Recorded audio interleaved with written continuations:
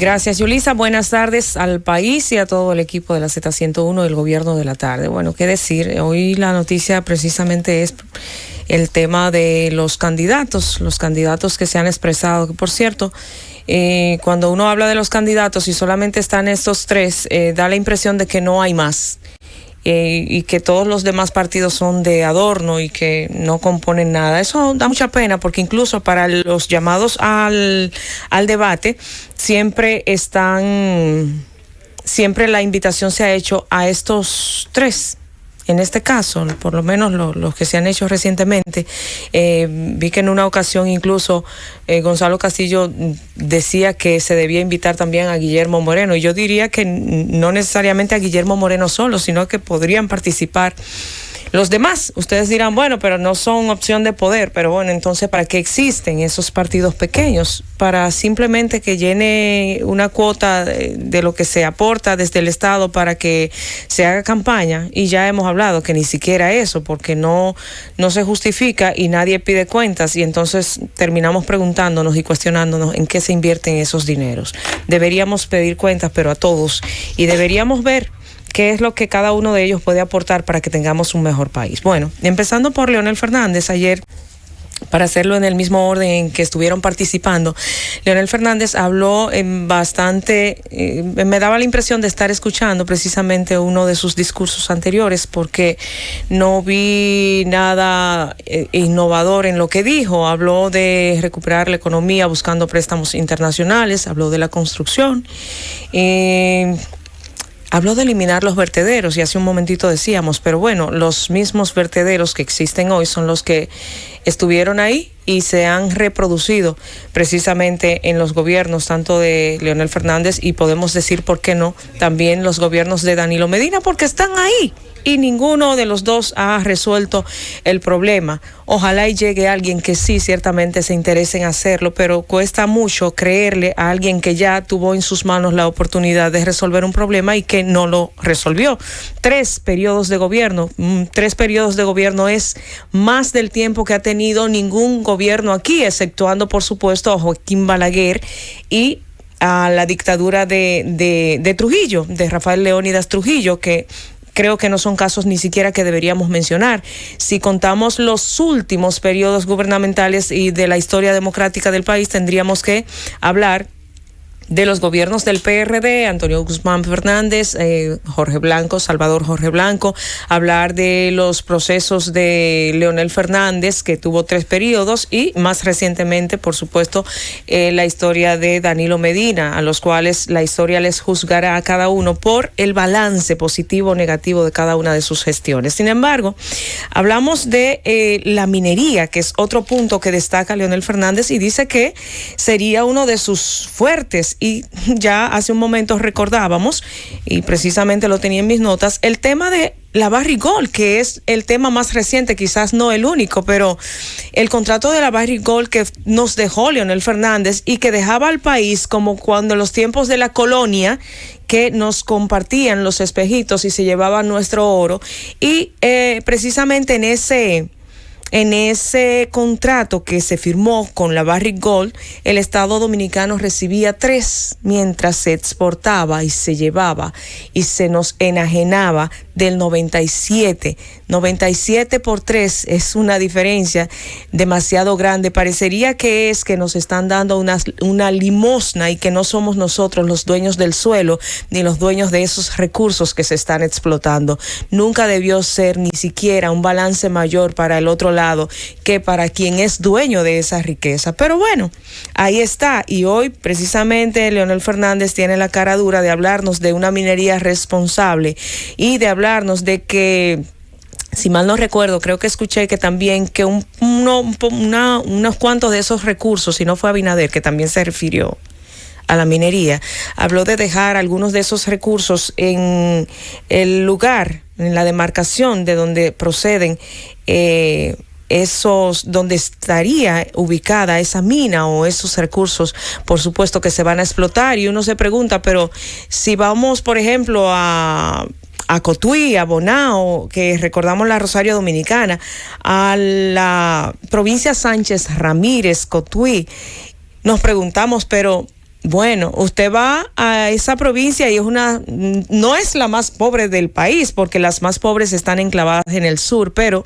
tampoco es la más rica, aunque tiene bastante oro y aunque tiene incluso una presa, y lo hemos dicho en ocasiones anteriores, no tiene agua en la mayoría de los hogares, no tienen agua en sus tuberías las 24 horas del día, cosa que contrasta y da pena, pero bueno, ¿cómo me van a hablar de que los recursos se queden ahí cuando ya tenemos ejemplos de que donde se explota lo que crece es la miseria, lo que crece es un daño extremo al medio ambiente? Y todos hablan de minería responsable. Ojalá en algún momento eso se cumpla, porque lo que vemos es todo lo contrario. El 97.3 nos deja solo una muestra o un botón de los tantos que podemos ver. Más adelante habló de Punta Catalina e igualmente del medio ambiente, y habló de que buscaría quien administrara una administración extranjera para que administrara el manejo del medio ambiente que se le va a dar al área de Punta Catalina. Y uno se pregunta, ¿y hay que buscar a alguien en el ámbito internacional para que venga a administrar nuestro medio ambiente? O sea, si no podemos nosotros, eso lo que da es pena y vergüenza. Luego luego nosotros recordamos, solamente para tener un dato recordatorio que marcó las administraciones de Leonel Fernández, la capitalización de la empresa pública, la capitalización de las empresas del Estado. En su momento, yo era muy joven, lo vi como la panacea y lo vi como el logro más grande que podría tener la administración de un gobierno, y ciertamente muchas cosas cambiaron a bien. O sea, hablamos, por ejemplo, de recordar el Huacalito y lo que era eso, y el pandemonium que era para usted buscar la cédula, y obviamente muchas cosas se modernizaron, pero entre las garras de la modernización nos quedamos sin empresa. Paso a Luis Abinader, que habló, de la alianza público-privada, y en esto coincide con Gonzalo Castillo, quizás porque ambos vienen del ámbito del sector empresarial dominicano, y quizás cada uno de ellos tiene una visión distinta, y con los demás miembros o con los demás aspirantes, pero sí coincidencias en el tema de cómo abordarían algunos puntos. Entonces, Abinader te habla de la alianza público-privada y habló de la exportación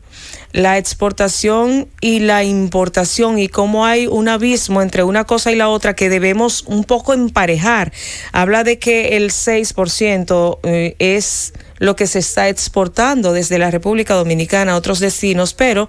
que lo que se está importando es el 20% del PIB, lo cual deja realmente una brecha bastante amplia. Y para ser sinceros, claro que sí, que este país debe encaminarse a avanzar en esa dirección. Lo ha tratado de hacer el gobierno actual, no sé hasta qué punto ha tenido éxito, qué le ha faltado a este y al anterior, que no han podido avanzar más para que esto sea más par, porque aquí hay buenos productos, porque aquí hay buenos productores, y obviamente recientemente nos dimos cuenta de que también el campo dominicano está bastante bien en la producción, y lo hemos visto porque el tema de la pandemia por lo menos no nos está dejando pasar